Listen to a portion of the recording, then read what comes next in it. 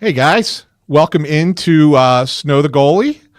And we got to find the right thing here. We don't have Russ. The number one rated right? one rated podcast this side of the Mississippi. It's crazy. Like he's got 7,000 different layouts here on this thing, and I don't know which one he usually uses for us when we're here in the Snow the Goalie studio.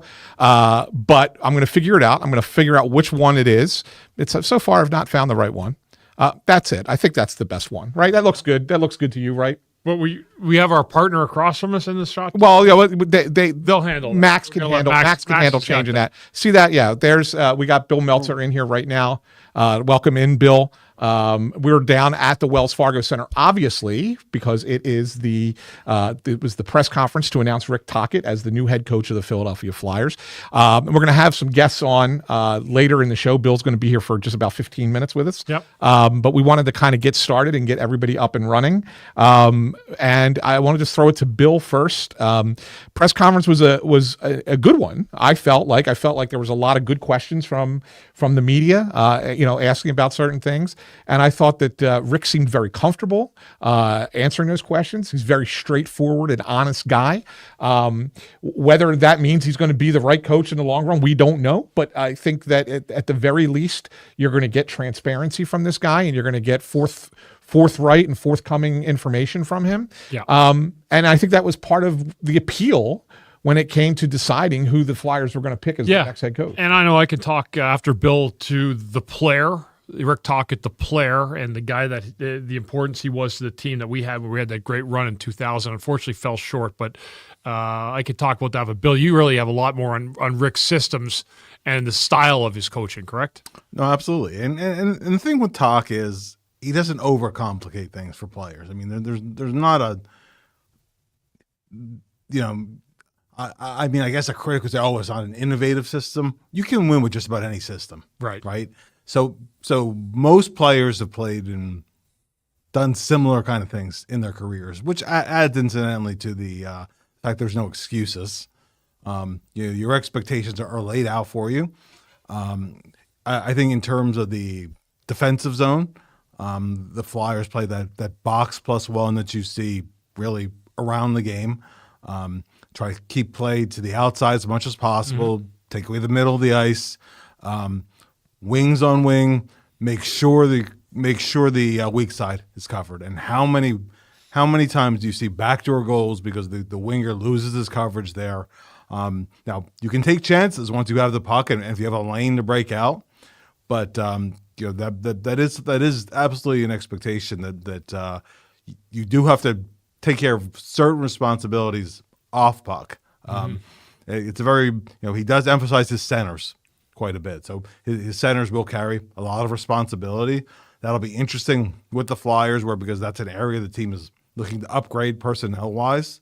I think long term, putting Toc in a position to succeed, I think upgrading down the middle is a big part of it. Yeah. On breakouts, and it's a cliche, you hear it all the time, but connected 5-man units playing north, right? It's you hear it all the time, but that's just a basic aspect of basically of trying to play with pace. I think there's a mistaken idea that Toc is just this old-fashioned dump and chase kind of coach, and he's not. He would like to see his team play with some pace, support the puck on the walls, and once you're up ice, he doesn't mind if you take some risks. Some of those aren't going to work, but I think that because of some of the rosters he's had, and mind you, this roster has to get better as well. They go, oh well, his teams don't score. Well, but the guys that are capable of putting pucks in the net, and you can even look even through Vancouver, because talented players eventually thrive under him. His Jack Adams season, but also even a little bit in Arizona, where they had a very modest group, but they progressed on him. They got him into a playoff when they were not a playoff team, and really they had pretty good balance across there.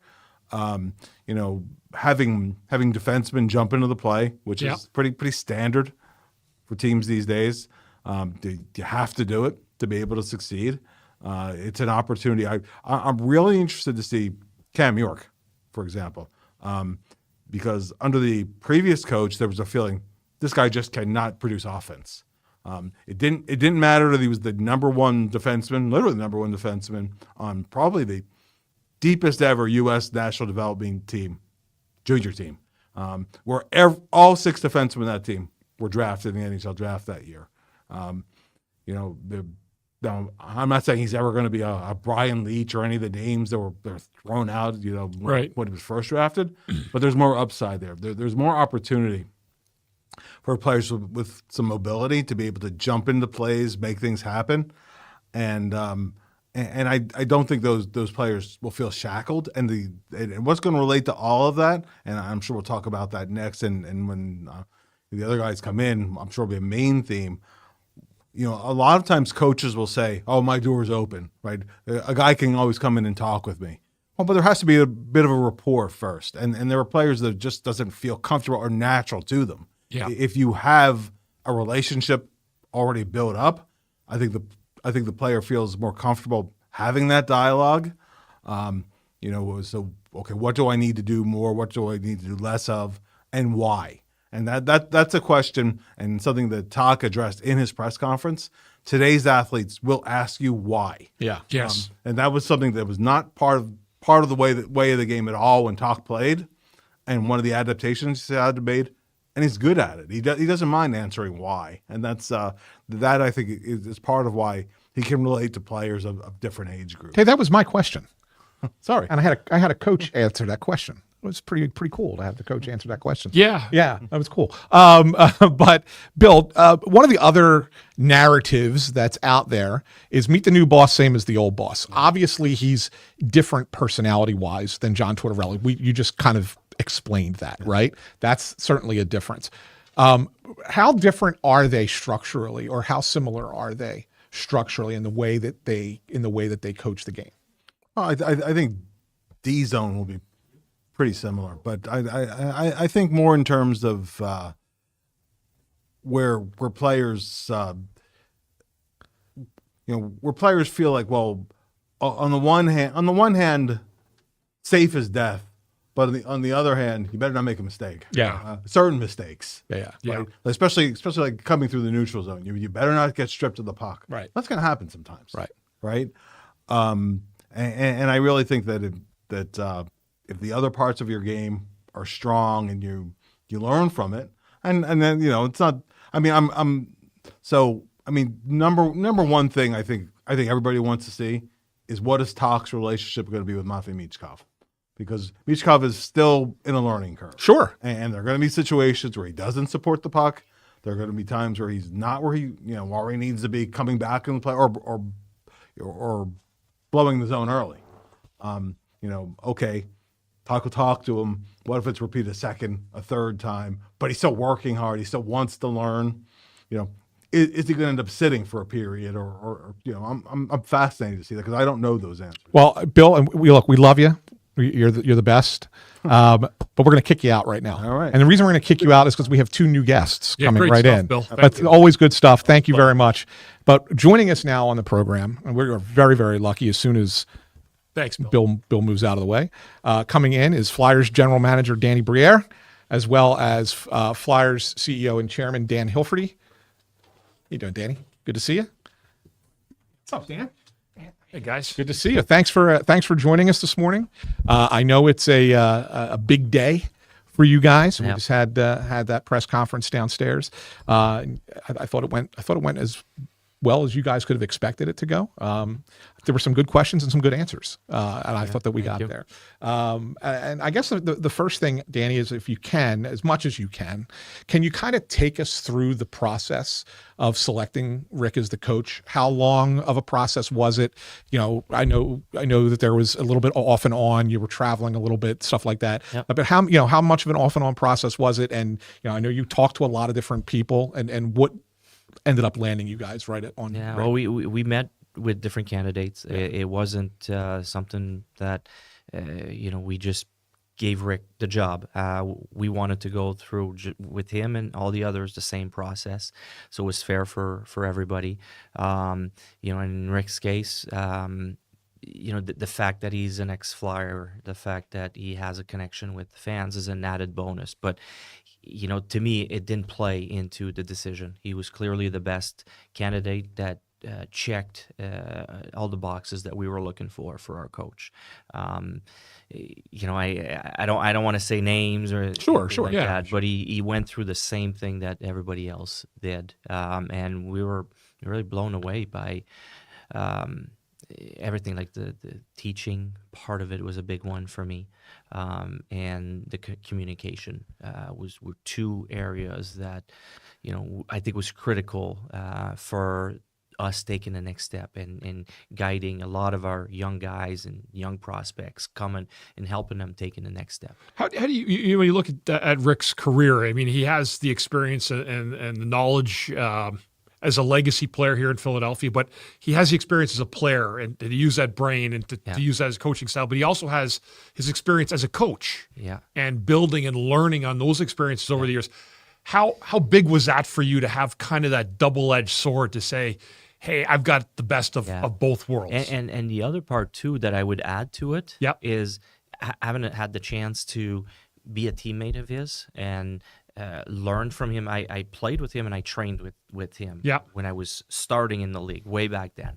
I saw firsthand how this guy would not leave any stone unturned. Right. He went above and beyond. If anything could give him 0.1% more, he always said everything adds up. And he would go, I remember, back then, like starting to look into the yoga, the stretching.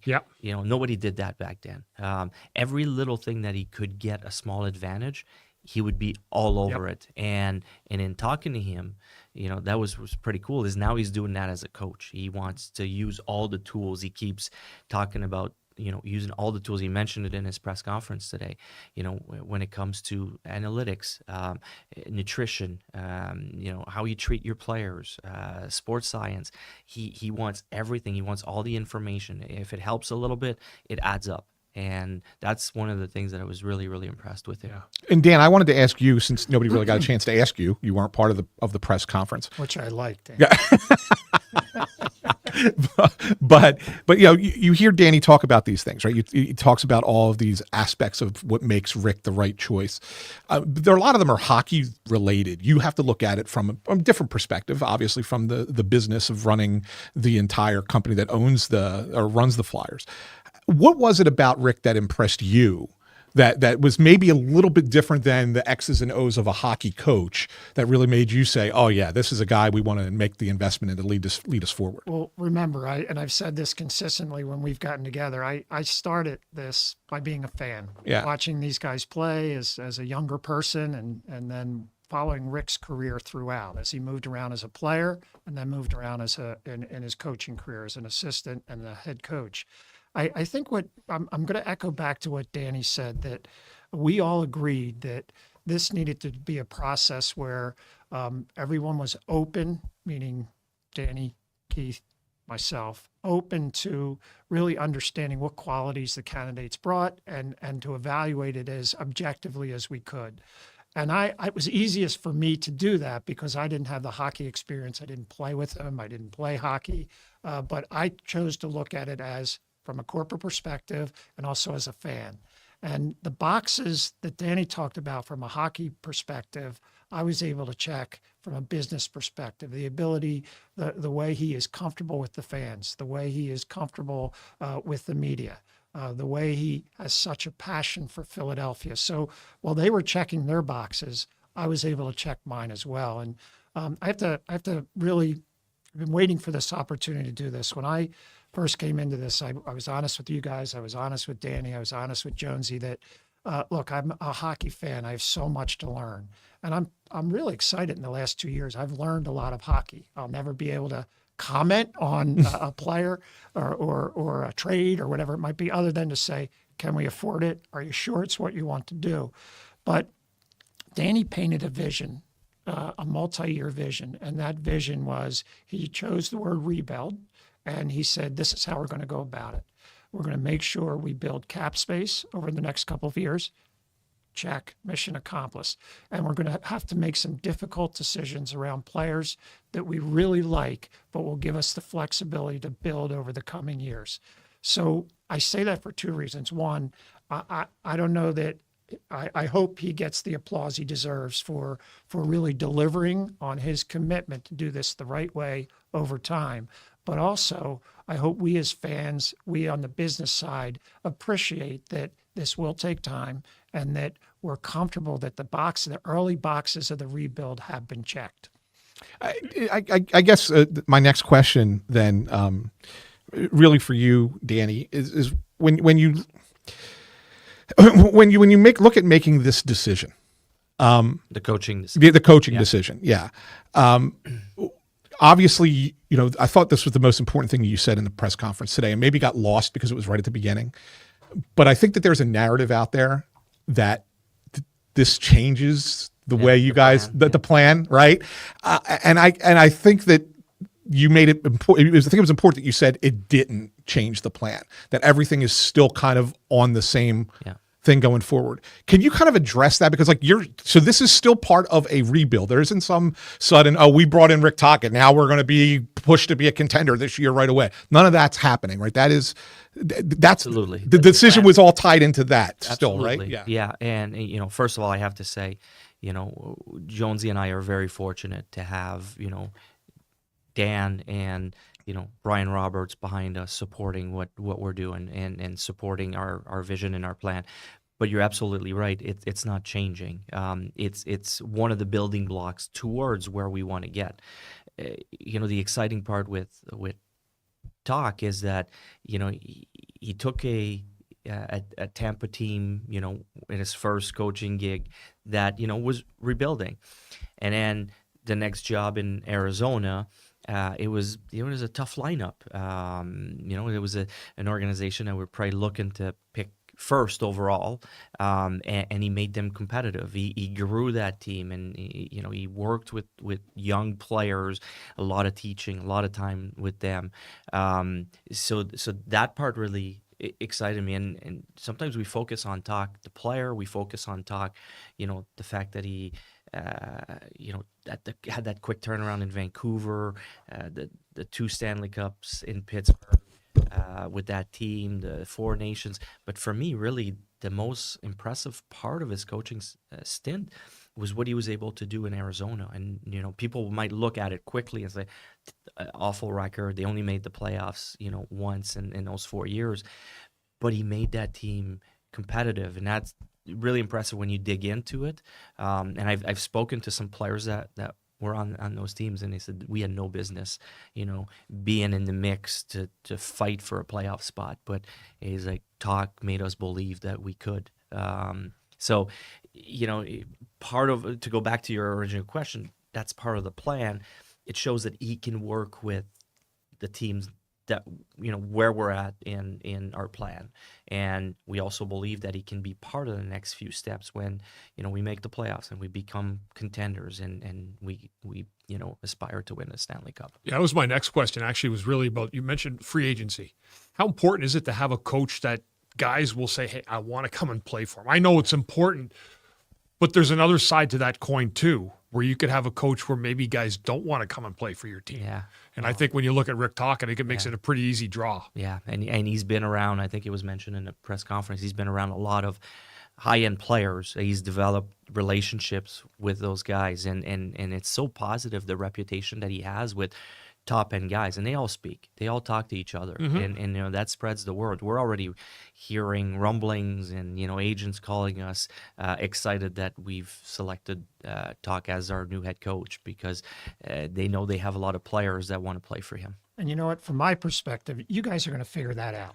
Where to spend free agent money as we have room under the cap, and finally we're getting to that point. What I was really impressed with is and he looked at individual players. I know he didn't say it at the press conference, but it was fun for me, fan hat, business side hat, to listen to these guys talk about some of our young, promising players that he thinks he can have a real impact on, not only their individual skill set, but also their ability to make other players better. And for me, that's exciting because I believe we have a really strong core of young guys that that are ready to be developed and nurtured. This next question is actually for both of you. I don't know whoever wants to answer it. And I know you guys don't talk about coaching contracts because you don't have to, but there have been reports out there about what this contract looks like. I'm one of the ones who put that report out. What makes you willing to make more of a longer-term commitment for a coach in a league that has a short shelf life for coaches? I think the average coaching tenure in the NHL is like 2.2 years or something along those lines. To have somebody locked in for a more longer term, what does that say about what your vision is with Rick and giving him the time that he needs to make this team the way you want it to be? So I'll be interested to hear what you say, but from my perspective, and I think Danny and I are aligned here, and Jonesy as well, I believe in the plan. And hopefully the fans are getting to the point where they're believing in the plan. It's not a quick fix. We're not going to take a shortcut. So we were really concentrating on finding a coach that we believe could not only help us through the next 1, 2, 3 steps of the process, but will be the right person when we get to that point. And so that's from a hockey fan perspective. From a business leader perspective, I believe that if you find talent with different skill sets and that talent feels really confident that they're going to be part of the team, that their input is trusted, and that they're going to be valued, they maximize their potential. So I was very comfortable with a longer-term contract for Toc, because we are going to continue on this plan. These guys are going to be here. We're all going to work together to get to our ultimate goal of being a perennial contender. And I think I support that, and I think it shows. You asked the question earlier about the plan. Does it change anything? I think this should show everybody that we're committed to the long term with the plan. It that's why we're willing to do it, because we believe he can attack different stage of our plan, and that's another proof when people are questioning if we're skipping steps or trying to get ahead of ourselves. We're not. We have a long-term plan, and he's we feel he's part of it. Last one for me, guys. But just when you look at your team, you got Rick Tocchet. You have an off season. You have a little bit of money to spend. When you take a look at the fall as you move into the season, what can you tell the fans? Saying, do we? Yes, we think we're a playoff team. Maybe we're the 8th seed. Or no, we don't know the answer to that yet. Yeah, we don't know the answer to that yet. We have a little bit of wiggle room, more than we've had the last few years. We won't be able to, check all the boxes that we want to check as far as, improving in certain area. We'll see what's open. It's going to be a value play again. Yeah. We're going to try to bring in some players to help us to take the next step. We're going to be very careful, but we might be able to plug a hole or two moving forward, and we hope that makes us a better team. Now, I don't know, how far that sends us, but the plan is to take a step forward and be a better team next season. When you were talking to other candidates, and I don't need you to identify anybody, but just as a general question, was there any thought when you were talking to them in your mind at some point, you sit there and go, maybe this person could be benefit to us in another way? Toc's going to be the leader in the clubhouse here, but are there other people that you've talked to and go, oh, maybe we could find other roles for that person within this organization? Absolutely. And you get to learn more. There's guys that really opened our eyes and was like, okay, all right, now maybe he can help us there, or maybe that candidate is not quite ready, but might be ready in another 5, 8, 10 years. So you gather a lot of information on how certain coach do certain things as well.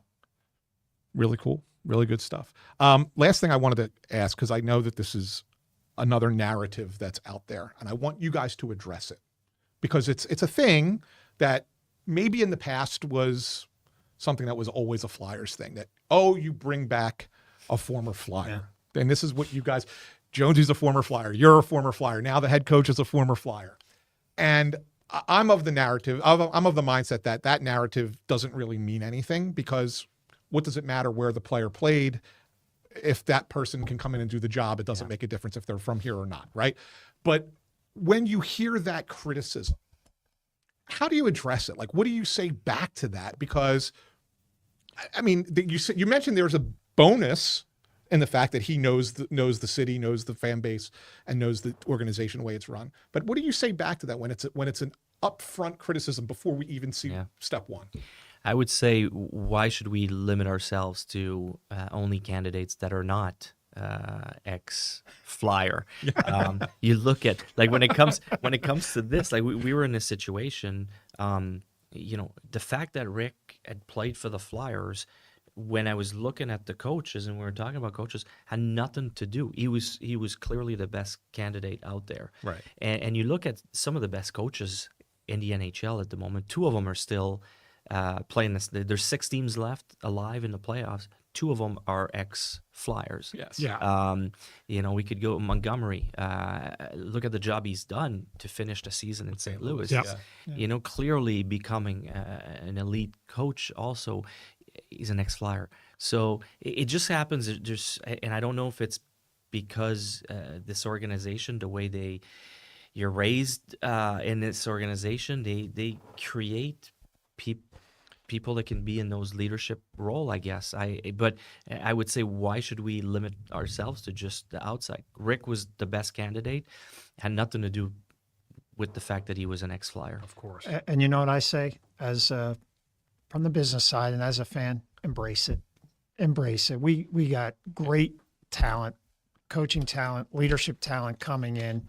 Let's have fun with a member of the family who went out and learned and did great things, and now is coming home to fulfill the promise of this franchise. I want to add something to that too. Like, when I came here and I joined the Flyers, I was fortunate to play for this organization. This is still how I feel. And one of the first things that was said to me by Mr. Snyder was, once a Flyer, always a Flyer. You know that, you know that saying, and it's something that I still tell our guys. And when we have to trade a player away, that's always one of the lines that I use. You're always going to be a Flyer. You're always welcome back here. There's something special about this organization that I haven't felt. I played for a different organization. This is one of the strongest bond to be part of. And you reminded me, that was going to be my last question, but you reminded me of something. When you just said on a roll. He gets on a roll. He always gets on a roll, man. He's on a roll. Because he said when he signed here, and I wanted to ask you this, because the year you signed here, the Flyers were coming off of their worst season in franchise history, right? Yeah. And you talked a little bit about, on Bundy's question, when he asked you about Rick being an attractive coach to free agents. What was it for you back then that made you choose coming to a last place team to turn it around versus you could have gone to other places that were more competitive teams at the time? And why do you think that translates to today's player wanting to do the same thing? And I don't know how other players view it or approach it. I approach it kind of the same way I'm doing now. Like, in my mind, I was looking at what's the best plan where I have a chance to win a Stanley Cup. And when I looked, and you talked, this team was in last place. Yeah. But then, in talking, there was Paul Holmgren at the time, and was the GM, and he had Mike Richards, who was, on the cusp of, becoming the player that he was. And playing against him, I knew. Jeff Carter was part of that crew, and he was about to become, the player that he became. Braden Coburn had just been traded. You had Upshaw, that was also part of that young crew of players. That same summer, a couple days before free agency, he went out and acquired Kimmo Timonen and Scott Hartnell, Jason Smith, and Jeffrey Lupul. So now you're starting to look at all that, and then you have guys already on the team, Simon Gagné and Mike Knuble and Marty Baron in net. And I'm like, this team is not a last place team. This team is going somewhere. They're building to be a Stanley Cup contender. Now, we got close. We never won it, but all my years in Philadelphia, we were in the mix. We were a contender, and that was my approach then as a player. Kind of the same thing that I do today, in this role. And hope free agents look at it the Same way. Hopefully, the free agents, especially next year when there's so many of them out there. I got one last question, actually. Sorry, guys. Oh, you both me. You can give me shit now. It's all actually, now you made me forget almost. Damn, we'll forget my question. The draft lottery. Your experience with that this year. What are you looking at with that 6th pick? I know you've got a lot of draft capital, Danny, in terms of what you're doing. A lot of fans are asking about that. What are the prospects with that pick and your creativity or vision with maybe what you can do with that? It's exciting. I can tell you that much. In that spot, we're starting to figure out the players that will be in that range, the 3 or 4 guys that we'll have, and that's what we're doing. We're breaking them down, but we're not forgetting that with all the capital that we have, there might be an opportunity to move up if the door opens. If the player that we feel is there might be there a few rungs back, maybe we move back. Maybe we use some capital to try to move up from the back end to have another pick.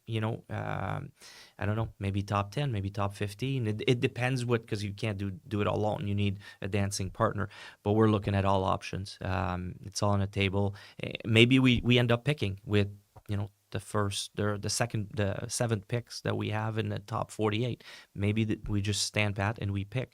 But we're exploring all options. You got to be excited for this. Like, this is your off season, right? I mean, in a lot of ways. This is where it begins. This is a big, part of the plan that I explained to Dan when I started we said the next 3 drafts for us will be the base for the future of the Flyers, and the start of it was the Mishkov, Bunk, draft, and then we ended up, there's a lot of good players too when you look at Bjarnason and Zavraga in that same draft, and then after that, a little later, Barkey, Knubel, Chirnik were also part of that draft. It's still high-end prospects for us. I know they're not all going to turn out to be Flyers, but that was the first draft. The next one was the Luchenko, Berglund, and Gill. They're still, really good prospects, coming up that we hope will play.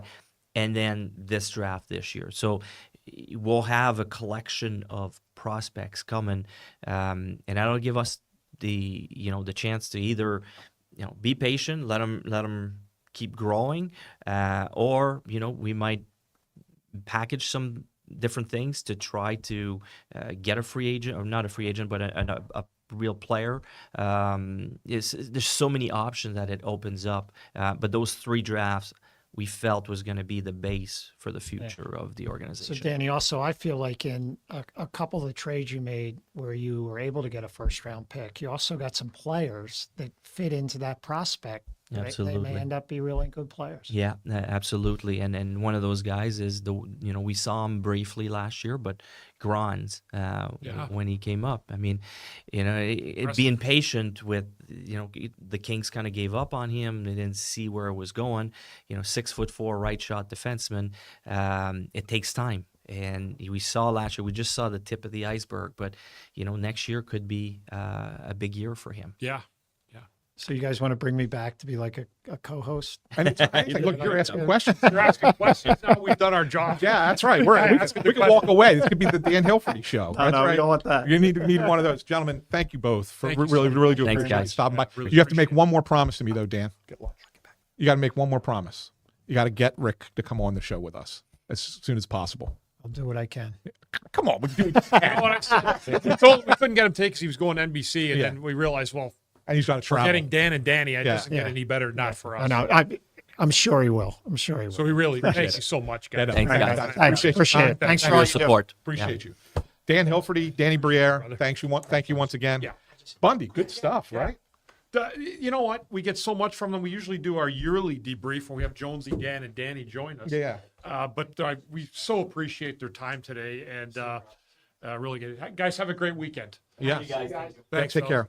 Yeah, no, it was, it's really some really good stuff. Yeah. You get what Danny really gives you honest answers. So does Dan Hilferty. And I love that Dan Hilferty can put both his business hat on and his fan hat. Yeah. Because he has to, because he openly admits, I'm still learning the game. I don't get what some of the linguistics or language that they're talking, but I'm on board. And so I think it's really kind of a unique dynamic between how they operate and the really great answers Danny gives us in terms of what fans want for their knowledge of the future of their team. And we really got a lot today. And that's one of the reasons I wanted to ask that question about some of the other people he interviewed.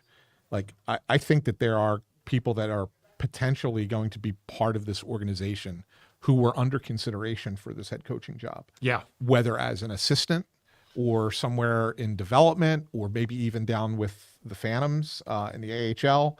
I do think that you might see a couple of new names come into play here in the short term, in the near term.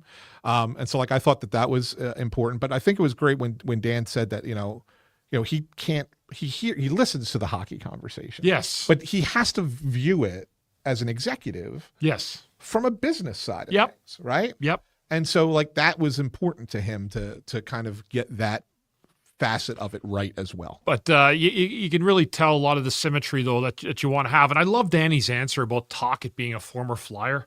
I get so mad when people, and Flyers Twitter, like some of it, 50% of Flyers Twitter is so septic.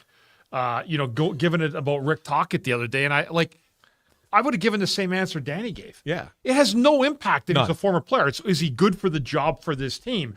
I actually look at it as a bonus that the guy happens to have been a former Philadelphia Flyer because it only helps with what the messaging he's trying to teach. You say 50% of Flyers Twitter is toxic. You should see some of the comments that are coming through. There's one rat on here is trying to. We know about him. That rat is there all the time. But and I'm of the same mindset, and nothing bothers me more than that argument because it really doesn't matter. No, whether the guy played here or not. And if anything, the bonus is knowing the area, knowing the city, knowing the fan base, and knowing the organization. Like, that's a bonus, but it does not necessarily, it should not be viewed as a negative. I don't know if Rick Tocchet's going to be the right coach for this organization for the next 5 years. But if they hired another guy who wasn't Rick Tocchet, they still wouldn't know those answers. You still wouldn't know. Exactly. Right. Exactly. So it doesn't matter that he's a former Flyer. And this is the one thing. And it wasn't worth asking this question, but it's worth saying, is that they had to get this right. Yes. In a lot of ways. Yeah. And if they end up being wrong, they end up being wrong. But they had to get this one right. And maybe it's a little bit easier to think you're going to get it right if you're going to hire a guy who you have familiarity with. Yes. Than someone you have no familiarity with or has no experience at this level. Yes. And say, okay, you're going to be the guy for the next 5 years. And what if that ends up becoming a disaster like Dave Haxtell? When Bob Clark said on the Cam and Stick podcast a few years back that the decisions that Ron Hextall made set the team back a decade, he wasn't just talking about the draft. Right. He was talking about the coaching decision that he made there too, because then it forced the Flyers to kind of go into chase mode after the Haxtell experiment failed. Yep. And they fire Hextall and they bring in Fletcher and they're chasing after victories and Alain Vigneault, and that doesn't work. And it ends up setting them back further. That doesn't mean that a college coach like a Pat Freshweiler, for example, wouldn't have come in and been good. He certainly could have been. But the track record of a guy who's coached in this league at this juncture is more important, I think, than going with someone who has no experience at this level. Yeah.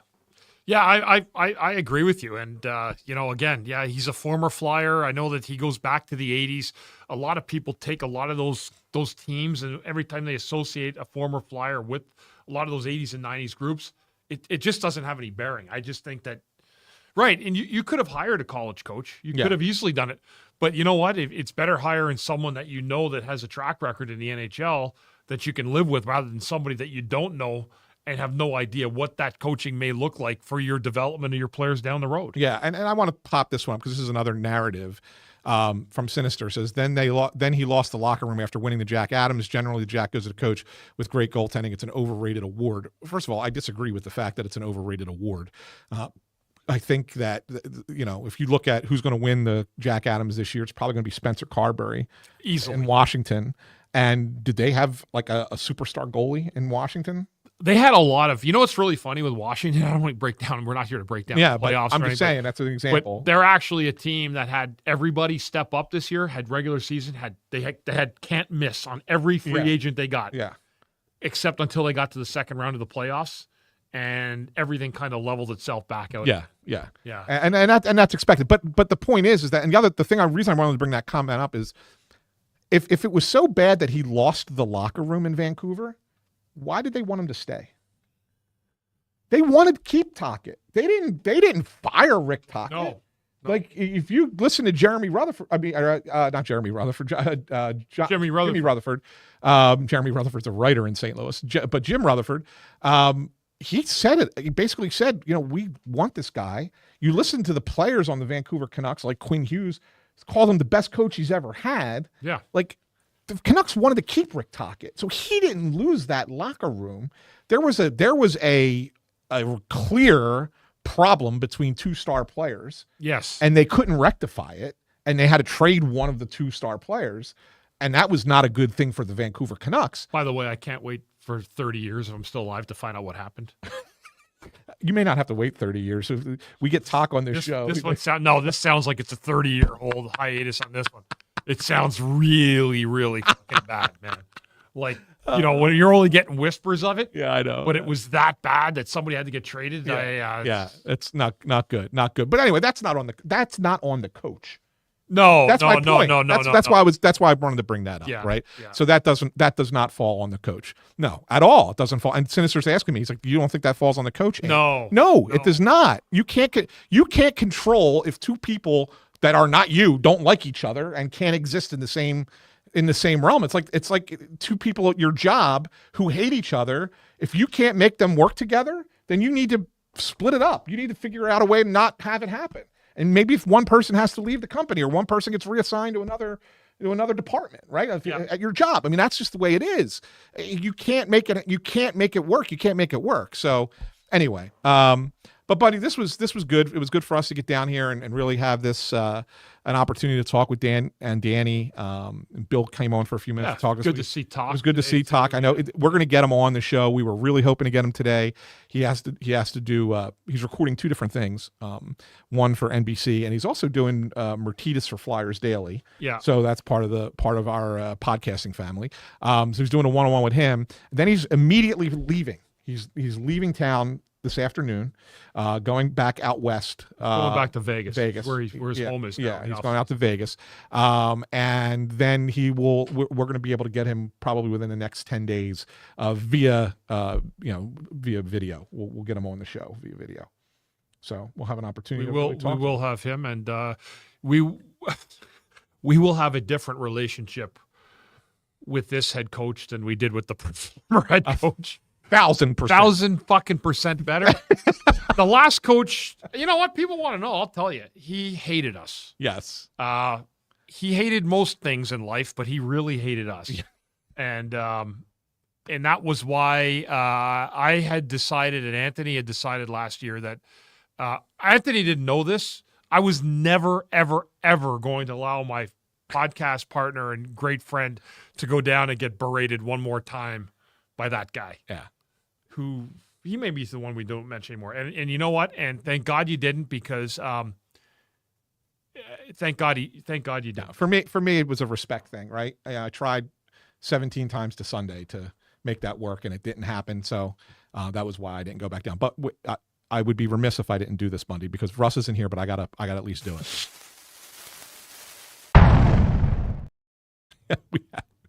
We had a bomb, so we had a Bundy bomb, so we had to get it. Me and Anthony are more like those. We're the old Gen X guys, so we kind of make it happen pretty easily together when we do this. And